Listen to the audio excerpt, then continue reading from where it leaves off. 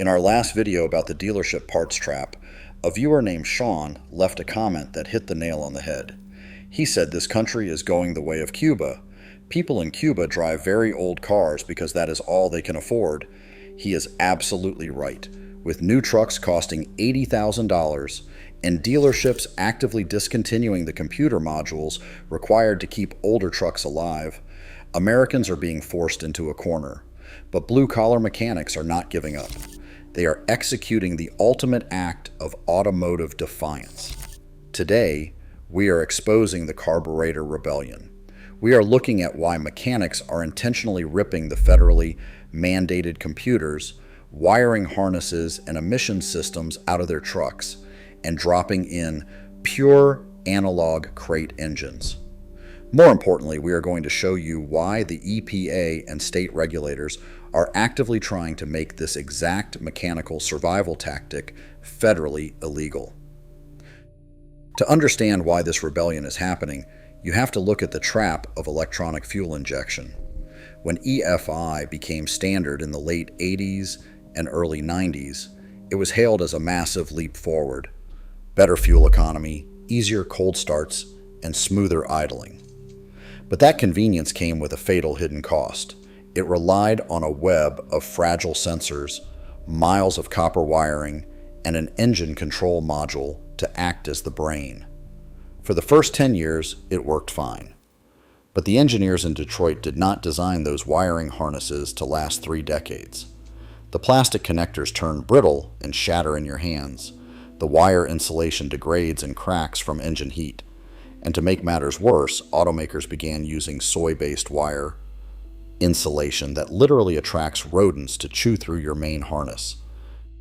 Trying to chase down an intermittent electrical ghost, a bad ground, or a parasitic draw in a 25-year-old electronic fuel injection harness is a mechanic's worst nightmare.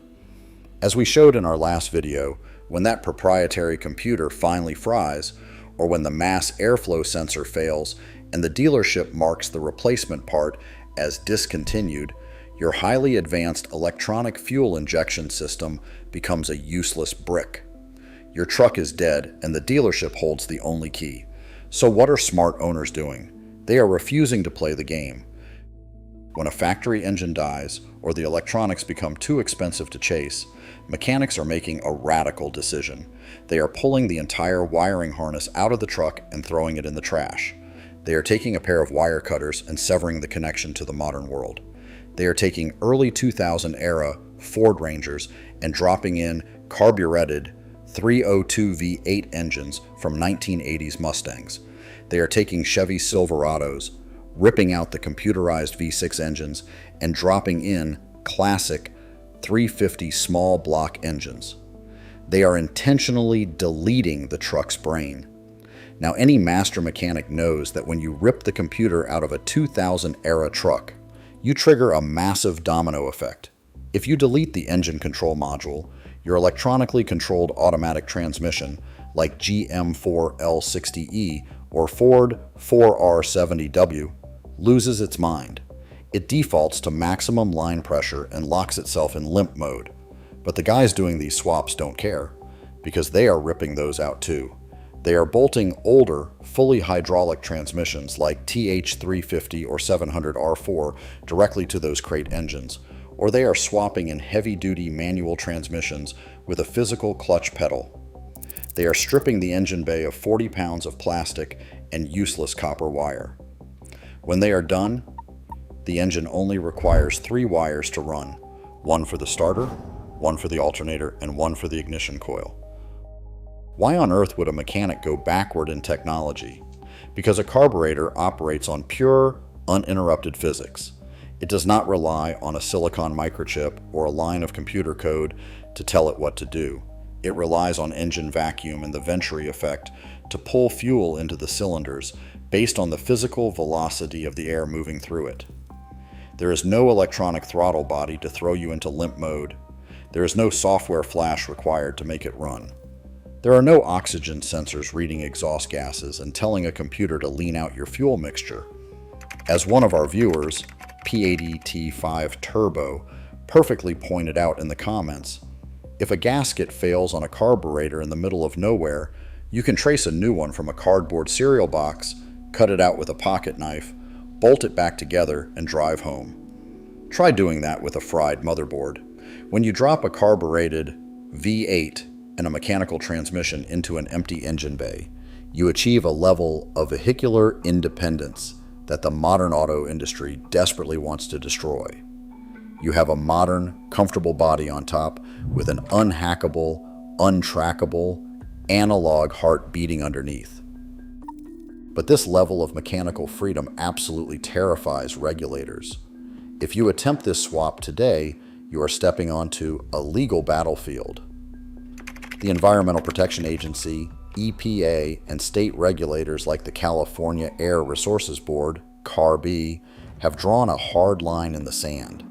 Under federal emissions tampering laws, it is illegal to remove the emissions control devices from a vehicle, and it is strictly illegal to swap an older, unregulated engine into a newer chassis for on-road use. If your truck was born with an oxygen sensor, a catalytic converter, and an OBD2 port, the government legally mandates that it must die with them. In states with strict inspections, if you roll into a testing station with a gleaming 4-barrel Holley carburetor sitting where a plastic intake manifold is supposed to be, you will fail the inspection instantly. Your registration will be denied. The government will tell you that your property is illegal to drive on public roads. To survive this regulatory trap, mechanics are having to use legal loopholes. They are registering these swap trucks as farm vehicles, securing antique or classic license plates, or living in rural counties that refuse to implement emissions testing. The regulators claim this crackdown is entirely about protecting the environment, but mechanics and truck owners know it is really a battle over property rights and control. If the automaker holds the software keys to your engine, and the government dictates exactly what physical metal parts you are legally allowed to bolt to it under threat of massive fines. Did the property actually transfer to you when you bought it? Or did you just buy a very expensive, highly regulated lease? This regulatory squeeze is exactly why the true forever engines, the ones built long before the restrictive computer mandates of 1996, are skyrocketing in value.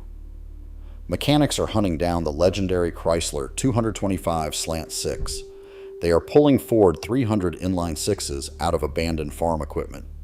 They are buying up every small block Chevy made before 1986. These are the untouchable engines, the ones that were grandfathered in.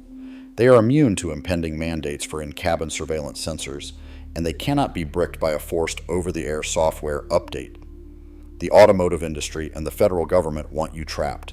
They want to force you into an $80,000 digital truck by making it legally and financially exhausting to keep your analog truck alive. They want to make self-reliance a crime. But the American aftermarket is fighting back. We are not just consumers, we are fabricators and problem solvers. If they stop making the computers, we will rip them out. If they try to ban the hardware, we will find a way around it. Have you ever done a carburetor swap or an engine delete to escape a failing computer system? What state are you in, and how are the emissions laws affecting your ability to keep your truck on the road? Sound off in the comments below, because your ingenuity is writing the survival guide for the rest of us. If you refuse to surrender your property to the dealership cartel, hit the subscribe button to join the resistance. Keep turning your own wrenches, stay off the digital grid, and we will see you in the next one.